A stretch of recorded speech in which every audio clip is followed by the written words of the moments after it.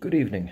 My name is John Paul Richard, and this is my presentation on what I can only define as Brexit and international law and all that comes with it. I understand it's a very lofty topic when you break it down to its component parts, but we'll try our best to separate this up and divide it a little bit so that we can go over some of the more complicated issues in as terse a sense as we can and what they mean for the EU, the UK, and more. So the first question obviously is, what is Brexit? Well, if you read online, you see that it says that Brexit is a portmanteau of British and exit, and it's the withdrawal of the UK from the EU. There was a referendum that was held in June of 2016 in which 51.9% of those voting supported leaving the EU, and the invocation of Article 50 on the Treaty on European Union started a 2-year process which was due to conclude originally with the UK's exit on what would be the 29th of March 2019. And so thus far that deadline has now been extended to the 12th of April. Now, that's the technical terminology. Of course, as the current UK Prime Minister, at least current as of this day, which is mid-April now, the current UK Prime Minister Theresa May would say Brexit means Brexit. Of course, the problem with that terminology is that Brexit can mean whatever you want it to mean, particularly if you're one of the members of the Conservative Party in the UK. So we started off with the Remain campaign versus the Leave campaign in the referendum, and the Remain campaign was led by David Cameron, who was leader of the Conservative Party at the time, and effectively used the referendum as his 2015 election pledge to gain votes away from UKIP, the UK Independence Party, and secure a proper majority in the House of Commons. Also, he had other members of different parties effectively campaigning for Remain as well, such as the leader of the Liberal Democrats at the time and the leader of the Labour Party, Jeremy Corbyn, that were pushing to remain in the EU. On the other side, you had the Leave campaign, which was in the hands of mostly Conservative members, such as London's Mayor Boris Johnson, MP Jacob Rees-Mogg, and leader of UKIP Nigel Farage. Also, you have the problem, well, it depends on who you see it from, the issue, shall we say, of large amounts of potentially unaccountable and mostly untraceable dollars spent by groups such as Leave.eu, which might have come from places such as Russia, but that's a question for another day. So what did the vote mean to the EU, really? At the end of the day, the UK already had the best deal in the EU. They already had no need to use the euro. They had large rebates to the subsidies that they paid in, particularly with help to blighted areas of the UK, such as Northern Wales, Northern England, and some other spots. If the UK voted to leave, the EU then has to make an example out of the UK for why leaving the EU is not in any of these other countries' best interests. So, as I said before, it was a non-binding vote. It was simply an advisory vote, but the problem was that all the parties involved then claimed that they would take the advisory measure of the referendum. They would take that into consideration going forward, which then meant that they would apply the results of the referendum. So at the end of the day, it was 51.9 to leave to 48.1 for remain.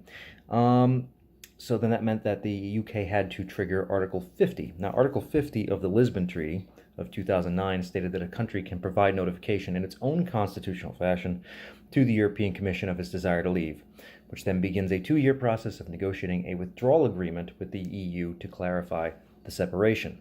Now, it's a withdrawal agreement. This is not an agreement on trade or any further relationships going down the line. At the end of the 2 years, if no agreement was made, the parties agree to split with no deal. Once the withdrawal agreement is agreed upon, then the parties at hand, along with EU negotiators, can begin deciding on the future trade agreements. So the UK went forward and triggered Article 50, and Theresa May, who was then Prime Minister after David Cameron left after his loss with the referendum, she announced that the government's intention was not to seek a permanent membership of the EU single market or the customs union, and promised to repeal the European Communities Act of 1972 and incorporate existing EU law into UK domestic law. That last piece is an attempt to find a favorable area for negotiations with the EU in regards to finding a space for an agreeable later trade agreement, despite not wanting to be held to any of the rest of the EU's 4 freedoms, those of goods, services, capital, and labor. So then good luck getting into a good trade agreement, but you've got to start somewhere. So, after providing Article 50 notification that began the 2-year clock for the withdrawal agreement, both parties are bound to Article 53 of the treaty, which states explicitly that the EU treaties will cease to apply from the date of entry into force of the withdrawal agreement, or failing that 2 years after the withdrawal notification, unless the EU Council and the UK agree to extend the period. Keep that last bit in mind, extension. So then the EU has to decide how to negotiate on behalf of 27 countries. In theory, each of these 27 countries has a veto over the final agreement. So the EU decided rather than attempt to negotiate a withdrawal agreement on behalf of 27 points of view separately, with them all having shall we say, a representative sent to the UK and then trying to figure it all out in a big room. Instead, they picked a unified negotiator on behalf of all the EU 27 in the form of Michel Barnier, which then gave, in theory, the UK a point person for the negotiations. On the UK side, that then meant that they only had one person to talk to rather than having 27 countries to play off against each other for the best deal they could get. So they were actually upset about that. So how to ratify the withdrawal agreement that's made. The UK would ratify the agreement, which has now been in existence since October of 2018, through Parliament. However, in 3 votes now, each time it's been voted down, the first vote being the second largest loss in the history of Parliament's history, This is due to the fact that it presents a deal when there are those who want no deal, and it would steal EU jurisdiction. I'm saying this wrong. It would still leave EU jurisdiction over wide swaths of industry, labor, and more in an effort to ensure there's no full stop of trade and other issues. This also presents an issue for MPs who wish to still remain, as this means they do not have the 4 freedoms of the EU, namely freedom of movement being restricted, and feeling that this is unfair to immigrants and others. Finally, this is rejected by the DUP, which is the Northern Irish party holding together Theresa May's government, as it requires a backstop, effectively keeping Northern Ireland in the EU and leaving the border in the Irish Sea in order to ensure that the Good Friday Agreement is not ignored by the parties at hand. In short, as nobody is happy, this bill keeps being rejected despite being the only thing that can pass both the EU and the UK's red lines in their negotiations, mainly the UK's red lines set up by Theresa May herself. So, now, you might be asking yourself, well, what is the DUP? Where did they come from? What's the deal with Northern Ireland? I don't understand. So, let's back it up a second. Northern Ireland. So, Northern Ireland has obviously been a contentious issue for a very long time, but particularly over the last 70 to 80 years, especially since the 60s, when the time known as the Troubles started. And for about 30 to 40 years, there was continued, consistent violence in the north, particularly in areas of Derry, Belfast, etc. And this was all concluded in a majority sense, for the most part, in 1997-98, with the passing of the Good Friday agreements between the EU, Northern Ireland, the UK, all these different parties as a whole. There are many different groups involved in the Good Friday Agreement. Effectively, what it was a ramping down of any hostilities, a provision for combined governance by different power sharing agreements in Northern Irish Parliament and through cross-border entities in Ireland itself. In short, it gave everybody a voice where previously there was none.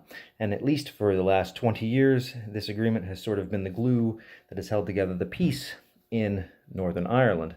However, then you have the issue of, if Brexit were to go forward, you now have the Republic of Ireland in the south is now in the EU, and Northern Ireland is technically part of the UK and would be out of the EU, but the Good Friday Agreement has as part of one of its largest necessities that you have to have free trade, goods, movement, people, the ability for everyone to go back and forth across the border, which didn't used to be a problem when they were both part of the EU.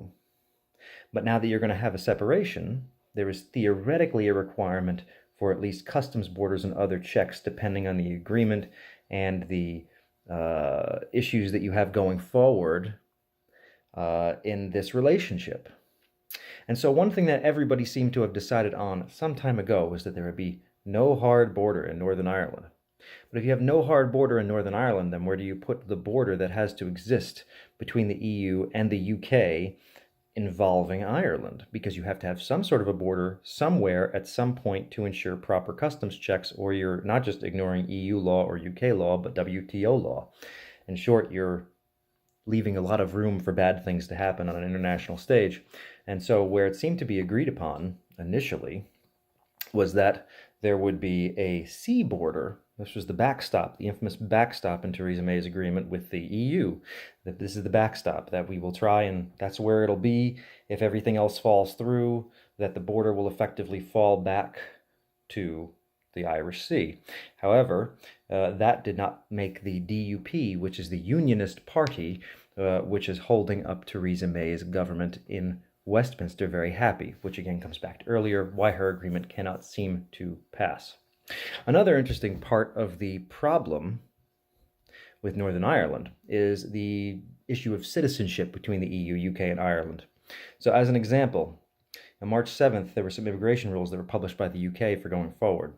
One such issue was that the UK changed the definition of a European Economic Area national by stipulating that dual British nationals who are British by birth will not be considered an EEA national in the UK, which then means that if you were born there and you are considering yourself in any way a dual citizen, you are now no longer able to obtain your EU rights in the UK going forward. Which then that means that that goes against the Good Friday Agreement, which says that you are either Irish or British or both as you choose. And if the UK says that you cannot be both and be an EU citizen, then how can you be both? So again, another wrench to be thrown in all these negotiations. So the DUP have this desire to maintain UK integrity above all else, including the Irish border. And that issue alone might torpedo Brexit. And the other citizenship issue I just brought up going forward may also torpedo Brexit. But, excuse me for the noise. So now we come around to the other major issue, which is Article 62 of the Vienna Convention, which involves much of the backstop in Northern Ireland as well. And Article 62 is the ability to leave a current international treaty if a fundamental change of circumstances has occurred. And so the Attorney General of the UK, in an effort to try and get Theresa May's deal through Parliament and finally have it taken care of before Brexit Day, he advised the DUP and other Conservative MPs to try and turn them to vote for it, to say that Britain could leave the Irish backstop that was being set up in the withdrawal agreement, that they could throw it out and make the DUP happy if it had a socially destabilizing effect on Northern Ireland. So this was an effort to get the DUP that's propping them up to vote for the agreement and stay propping up Theresa May's government. So a reminder of other attempts in international law to invoke Article 62. Professor Philip Sands, who's a UCL law professor, and lawyer Martin Howe, QC, who sat in the Brexiteers' legal star chamber, who had rejected Mrs. May's earlier deal, were very stark in their criticisms. Howe said an argument based on Article 62 VCLT is a non-starter. He said the leading case in the International Court of Justice, which was, hopefully I'm pronouncing this right, Gabčkovo Negimiros case, which was between Hungary and Slovakia, showed that the requirement of radical change of circumstances is truly radical. In the case of the fall of the Soviet Union, the disappearance of the Warsaw Pact, and the dissolution of Czechoslovakia, about as big a change as you can get in international circumstances, those were not enough to satisfy those grounds under Article 62. The other issue is that under Article 62, the change of circumstances have to be unforeseeable. So, in short, as Professor Sands then said, since we're talking about the change of circumstances now, in an effort to get the DUP to vote for the deal, that means we've seen it coming. It cannot therefore be unforeseeable, which means you have already lost the case. You have already lost the ability to claim that Article 62 offers a way out of the Northern Irish Protocol, and proving a material breach of best endeavors would be difficult. A continuation of the backstop would not be a fundamental change of circumstances.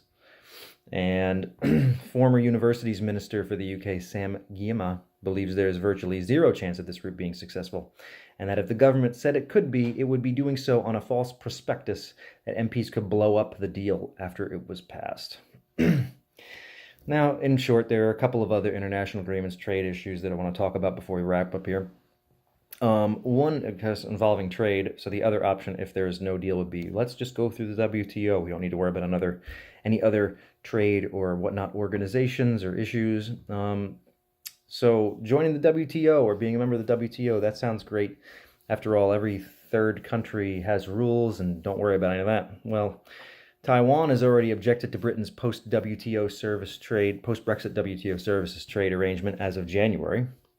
And an issue that they have with Moldova at this particular point in time could cost the UK access to $1.7 trillion in projects, because the UK denied visas to a WTO delegate and her team last year, and now it is blocking the UK from bidding for WTO public contracts.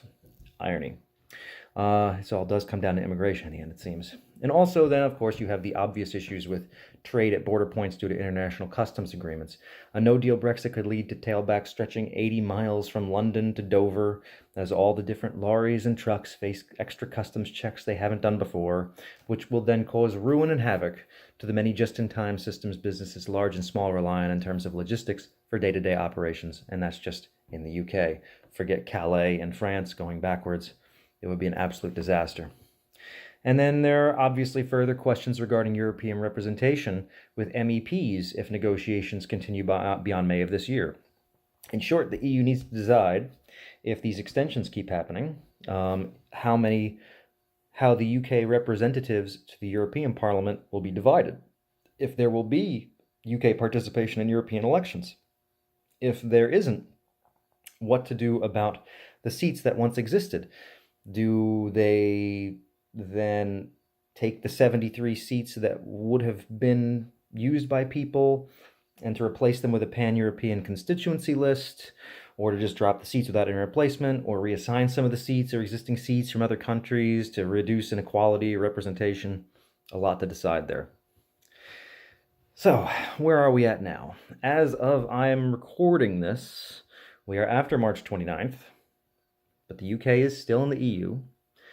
They appear to be requesting another extension, though until what point that is unsure. It appears Theresa May is asking for June 30th, but the EU would prefer a much longer extension in an effort to perhaps force a referendum or other larger change. I don't know.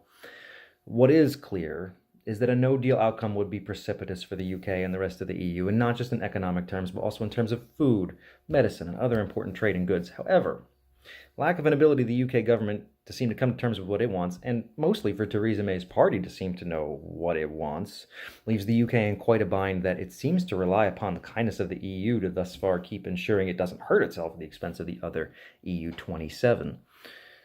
We should hope that this continues until a proper negotiated solution that either results in a softer blow to the larger system as a whole, or until the UK changes its mind and either decides to revoke Article 50, or attempt another referendum to remain, or to choose one of the other options now on hand to leave, now that leave does not exist as Schrodinger's Brexit.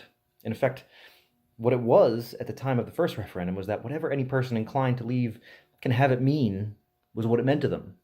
Now, at least, if there were to be another referendum with Remain versus an option, at least then everyone would be able to know clearly and concisely what that would mean for trade, commerce, and international relations and law going forward. So there's obviously a lot to unpack with Brexit. There are layers and layers and layers and layers and still more underneath. And yet at the same time, there is very little sense of each specific part until you look at it as a whole. And namely, that's that the EU trying to protect its interests and the interests of the 27 other members, and to ensure that a former member state can't find a better deal with it outside of the EU than it could find inside of the EU. And at the same time, to be fair, proper arbitrators of the international laws at hand, all the appropriate treaties, the ICJ, and helping to ensure the rights of not just EU citizens living in what will now be a third country, the UK, but also the rights of the UK citizens in the EU, plus helping to resolve the gray area of rights for Northern Irish citizens.